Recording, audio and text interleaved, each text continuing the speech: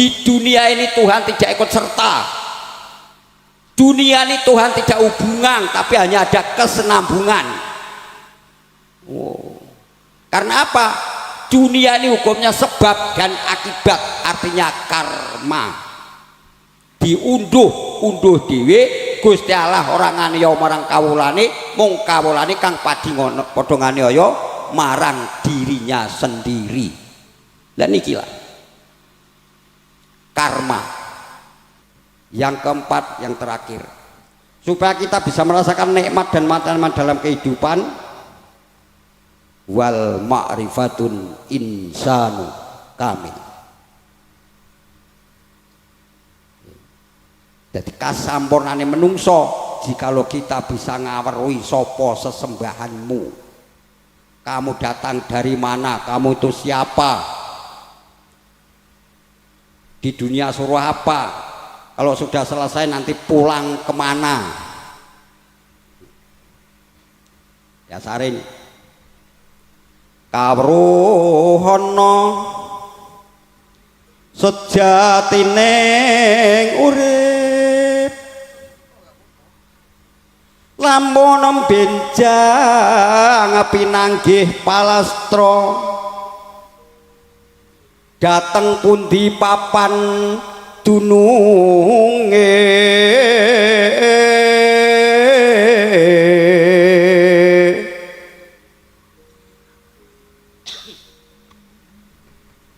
upana mamo mabur ucul saking kurungan iki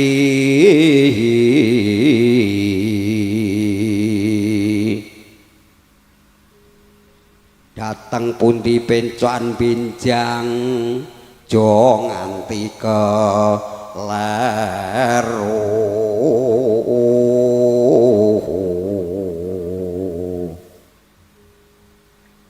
umpama wong lunga sanja jana sinanjan tan wurung bakal bali mulih mula nira itibakno caping gunung metoke ayu padha salat ayu padha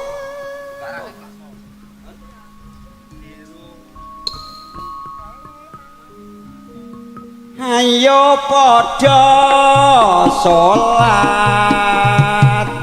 kanggo sangu ning akhirat 17 rakaat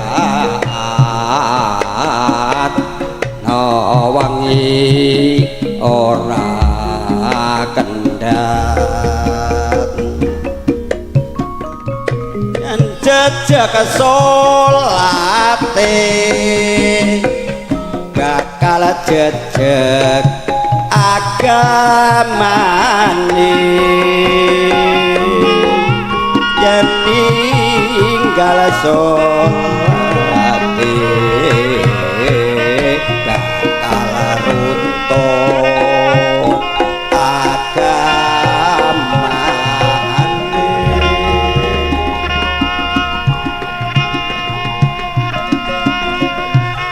Yendo angkat bro.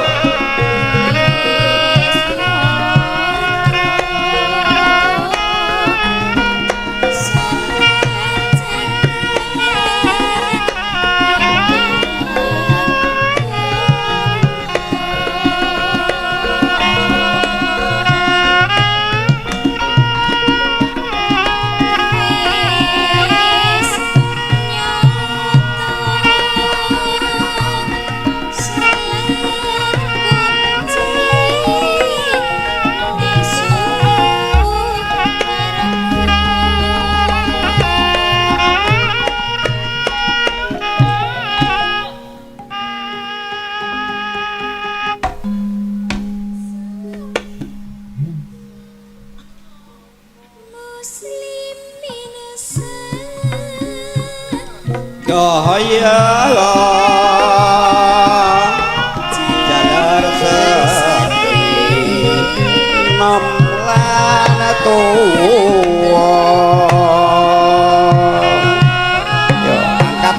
keyakinan mumpung seneng donya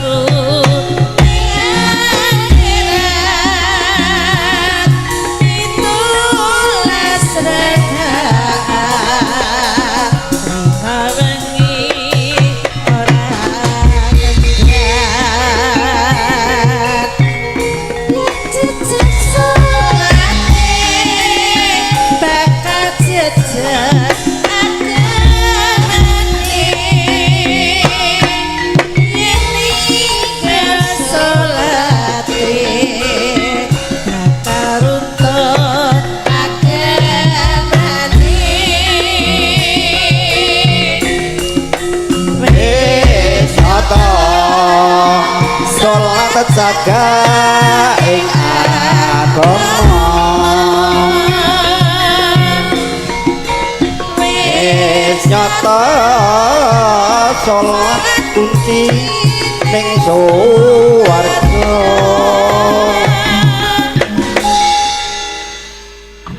muslimin sedaya jalan satri nom lan tuwa mumpung senengan donya tunggal salat trima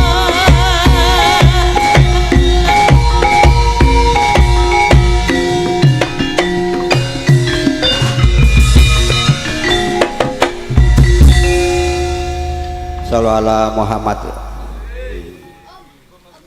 Jadi pepali panjenenganipun Sunan Kali ngandhakake teng mriki wau kaweruh ana sejatine urip dununge hidup kita di mana.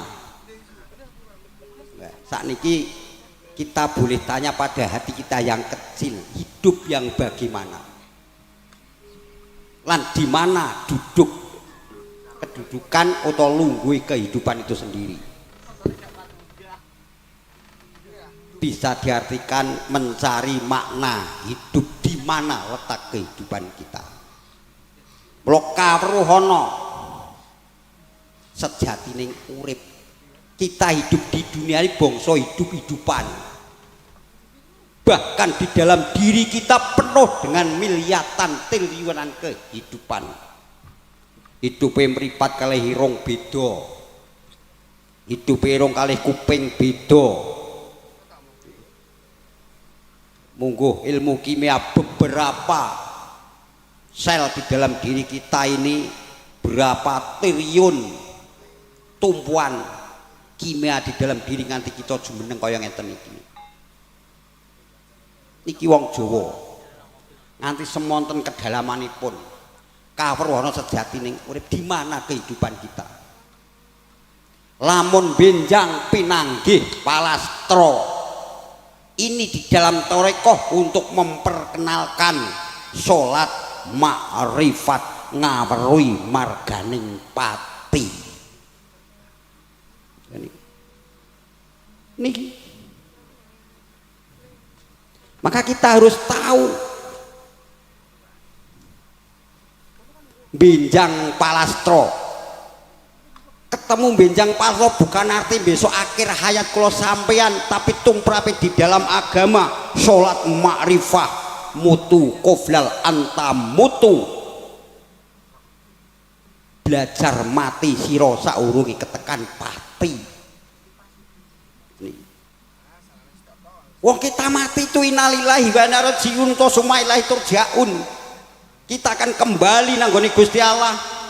Nah esok-esok biasanya inna lillahi wa inna ilaihi rajiun.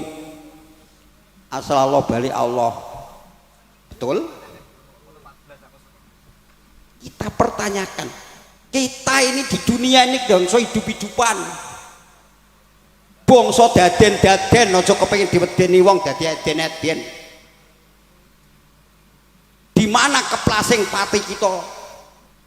Sekedar nih loh. Kemana lari kita? Jangan permainan dalam kehidupan ini gedolanan, tapi carilah makna hidup. Lamun binjang panggil palastro, belajarlah kita untuk berjumpa dengan Dia, apa? Allah, bermusahadah, penaksian yang benar. Sudah kan bersaksi adanya Tuhan?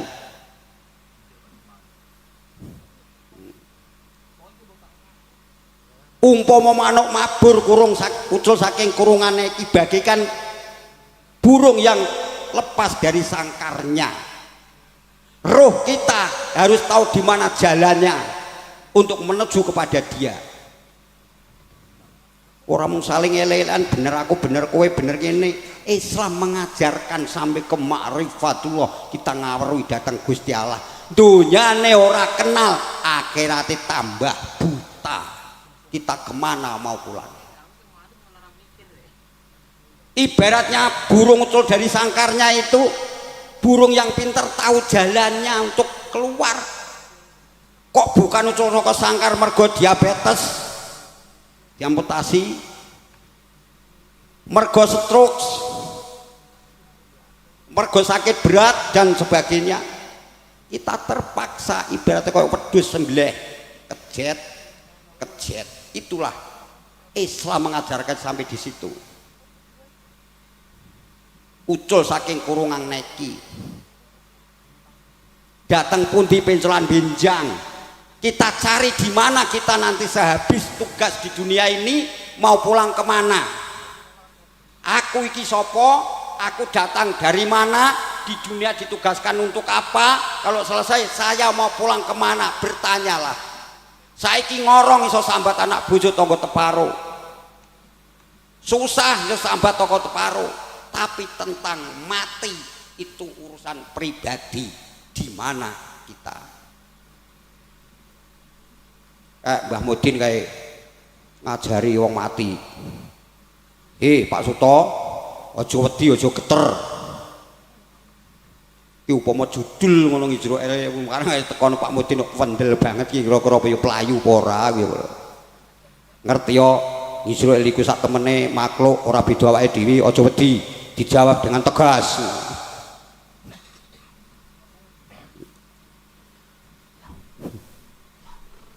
Aja nganti kleru, umpama wong lunga sanja.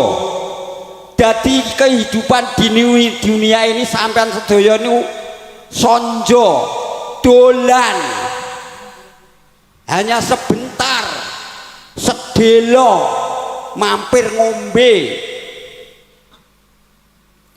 turun dari akadiah ke wagdah, wagdah ke wakidiah, ayan korijiyah, alam misal ajsam, sekarang alam insanu kamil kembali kepada akadiah. Itu kita tanyakan, dalane ngendi, kudu piye? Itu urusan pribadi kalau sampean.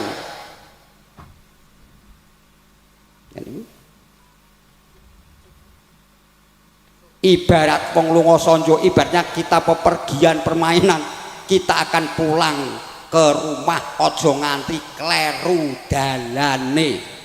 Seandainya blonjo, ojo nganti kleru oleh blonjo, penyesalan akan di belakang nanti, di rumah akan menyesal.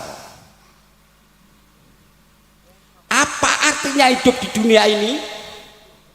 Tujuannya apa kita hidup di dunia ini? Nah, wong Jawa itu harus kita tahu pitutur. Bahasa Indonesia 7 harus punya tujuan.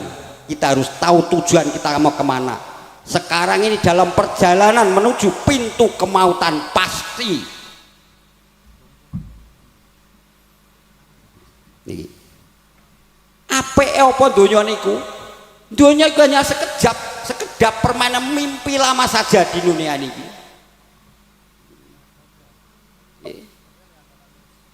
Becik, ayo lilir ta.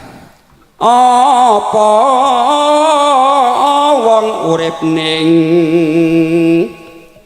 ngalam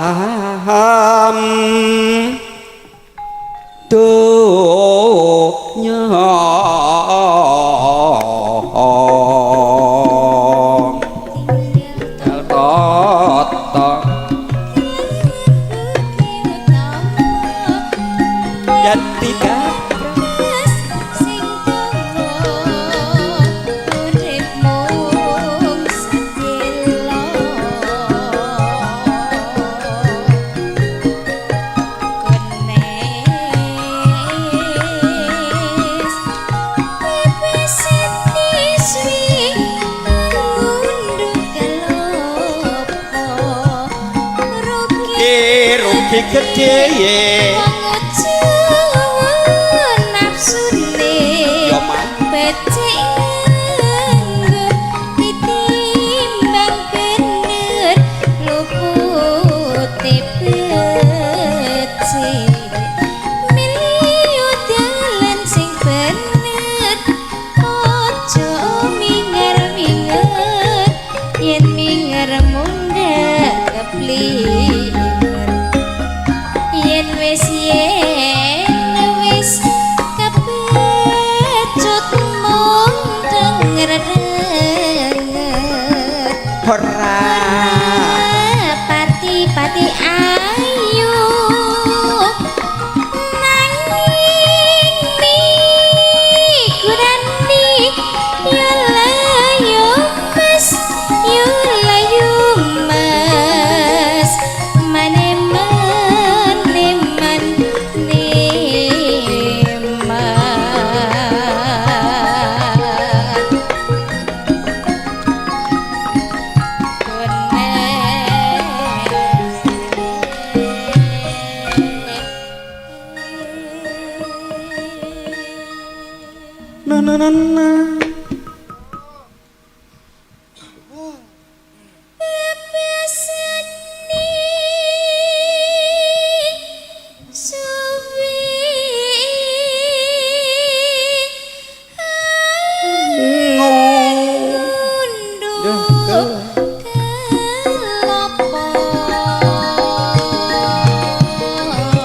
unggahke kuda nyongklang rugi gede mangut nafsune becik nganggo ditimbang bener luput becik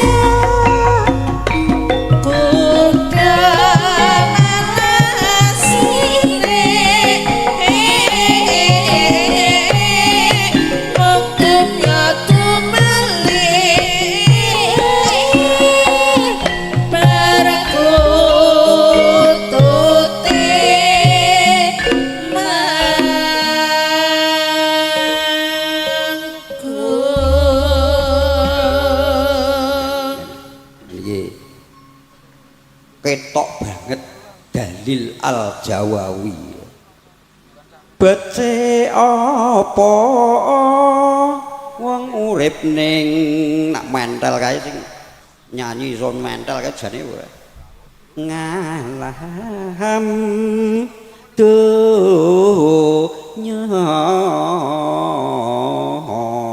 tinggal tata marang laku utama yen digagas sing dawa gesang mung sedhela ayo mas.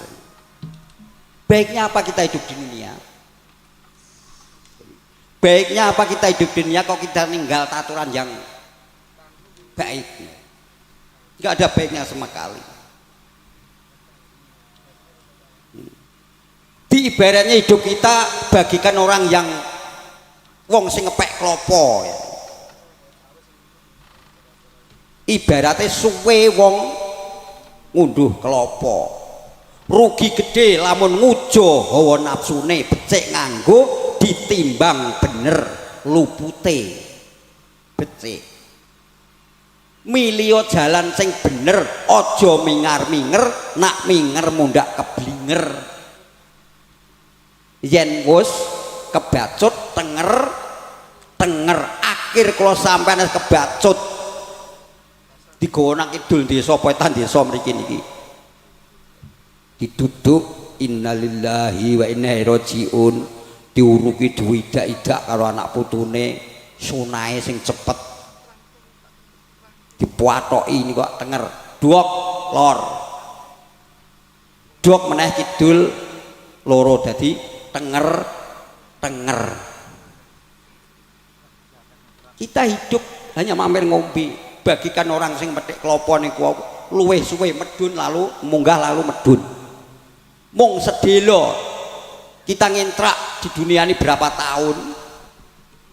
Kita umur 75 niki ngrugekke anak putu. Nggih mboten? Saestu niku apa meneh zaman saiki jes cilik jen num-num asam urat surat kejepit kahanan ya mergo pikiran rugi gede. Ayo goleki margi kang leres dalan sing bener ojo pingar-pingar nak keblinger.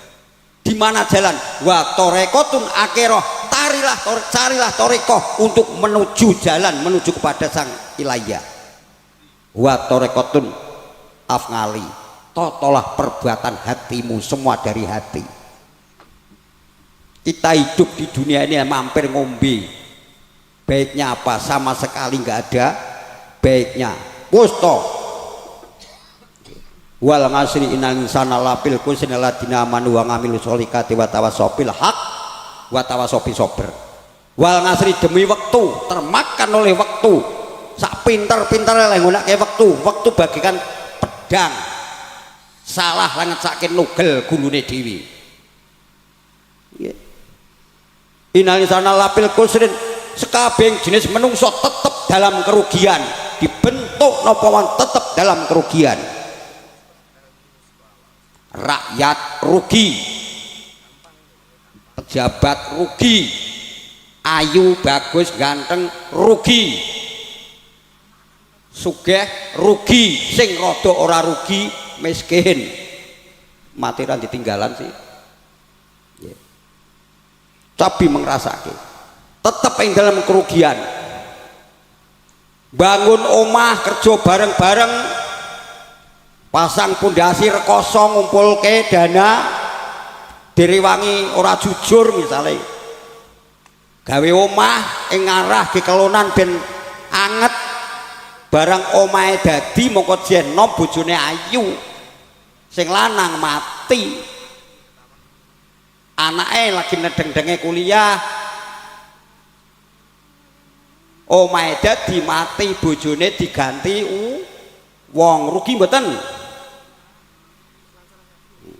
Anake mengko kuliah wisuda wis kanggo Pak sing keri nggih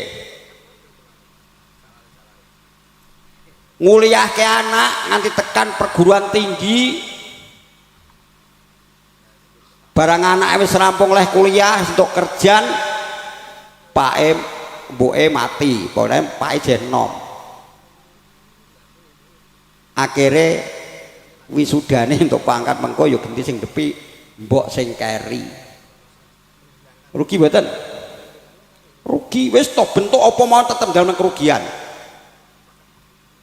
bareng-bareng istingarah engko nak turah donya bondone ge munggah kaji ning Mekah barang anu tahun pira kono urung tekan wis ngumpul-ngumpulke jek kurang las-lasan tahun barang wis cedak kaji sing lanang dut munggah kaji karo pak sing keri rugi mboten tetep yang dalam kerugian foto dibentuk napa man dunia sifatnya gentenan niki kelurahan pundi Pak kayen nggih apa iki nggone Pak Lurah kae tak mboten no mboten gentean nyatane biyen nggone Pak Lurah saiki digenti Pak Lurah kae nggih ta Pak Lurah kae ora menang duweni mbah engko pirang taun kas mesti digenteni lho saestu niku kula niku Pak ngerancang cita-cita wah kengko wake Kanjeng Sunan Kalijaga tak kleru bangun masjid gawe padepokan pondok akeh ngingu gong yogane ganteng-ganteng sindene liyayunihi wahyu-ayu wah aku nungokno nikmati karo bojoku wah ngadep ler kambang barang tuku gong rampung leh bayar niku dada kalih kula nggih kula niku teng Banyurip lenggah kula teng Cekel Pak ceritane kula niku dirabekke bojo kula nggih dirabekke bojo kula entuk Jati Cekel kula mriki Banyurip omahe teng Jati Cekel Banyurip nggih enten sakniki sing nikmati bojo kula sing keri bojo kula sing isih nak randiman nggih rugi to nggih rugi nang tengah-tengah pawean sing ngeten iki gantenge kok ngene sing nyawang malah bojo sing keri rugi tapi ya ada amanu kejaba wong sing padha iman keyakinan yang mutlak wa ngamilu sholehah wong sing duwe amal baik wa tawasobil hak sing saling wasiat winasatane kok dalu niki kula masihatin jenengan mboten kok mergo pinter karena saya yakin karena kula masihatin jenengan tentu saja enten kesalahan kula mengke nggih jenengan dugi maksiati dateng kula wasiat winasiatan perkara sing hak koyo dalu niki wa tawasobi sober saling lingkini-lingang didasari dengan kesabaran sabar nalekane iman lan sabar ing nalikane dicoba kalih Gusti Allah lho mula semuanya dasar agama kalau kita tidak punya iman amal soleh dan 4 perkara ini kita di dunia akan rugi karena apa adunya mandorotin akhirat dunya niku sawahe akhirat sing ditandur apa ditandur kok rawe ning akhirat ngunduhe ya rawe ning donya sing ditandur kebaikan ya ngunduhe kebaikan di dunia ini Tuhan tidak ikut serta dunia ini Tuhan tidak hubungan tapi hanya ada kesenambungan karena apa dunia ini hukumnya sebab dan akibat artinya karma diunduh dhewe Gusti Allah ora nganiaya marang kawulane mung kawulane kang padi ngono padha nganiaya marang dirinya sendiri lan niki lah karma ngunduh wae pakarti positif karmane positif negatif karmane ya negatif semua kita unduh dhewe wal ngasri nan sana labil kusri ladina amanu wa ngamilu sholihati wa tawasobil haq wa tawasobi sober mekaten kirang langkungipun anggen kula menyampaikan wong kula teng mriki ken ngomong wajib kula ngomong Ndika gugu monggo dene Ratu Diku nggih nyemanggaken wajibe kula ngomong pun kula omongke. Kula teng mriki sing beto Pak Ahmad sapa Mas jenenge? Nah. Nggih, Pak Ustate mriki ngoten mawon. Nggih, Pujiyanto nggih. Sing nggawa Pak Ahmad Pujiyanto. Pak nggih mapak tanggal teng pundi? Teng Kayen. Nggih. Sak rawitane Pak. Oh nggih, kula ngoten mawon nggih. Lha mula nggih. Wekdal sampun dalu pangapunten ingkang kathah. Manila leres sedaya nika semata-mata saking Gusti Allah. Sae dinggo munggo elek diguak ngelmu digumbol orang roncol, diguak ora kemrosak wontening enten awanipun sedaya saking kabutuhan kawula. Pangapunten ingkang kathah ingkang kula suwun. Ibu kalam. Wassalamualaikum warahmatullahi wabarakatuh.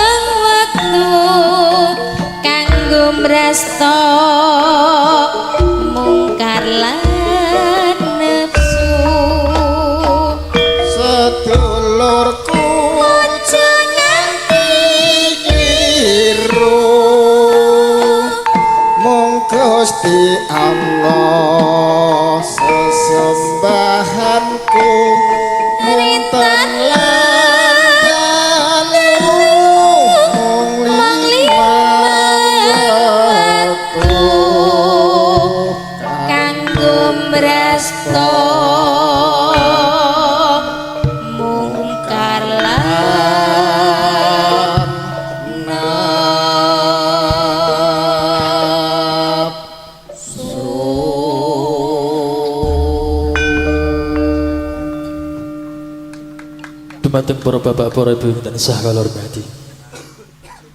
Wonten ing titulaksana ingkang salajengipun inggih panutup semoga pengaosan wonten medal dalu menika kita tutup kanthi waosan hamdalah sesarengan. Alhamdulillahirabbil alamin. Wonten titulaksana wonten medal dalu menika setunggal muga sawiji sampun kaaturaken embuk bilih anggen kawula ngaturaken titulaksana kala wau wonten kekiranganipun saking kawula nyuwun gunging samudra pangapunten. Akhirul salam, wassalamualaikum warahmatullahi wabarakatuh.